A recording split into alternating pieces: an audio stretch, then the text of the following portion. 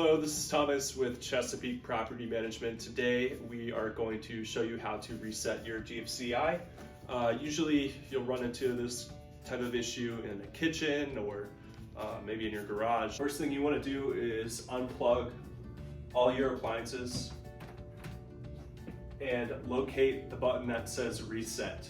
Once you found the reset button, you want to hear a click once you press it.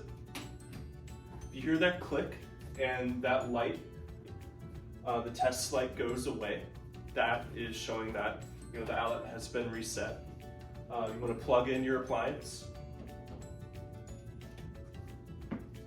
and you can turn it on. And if you have power, that means you've reset your GFCI.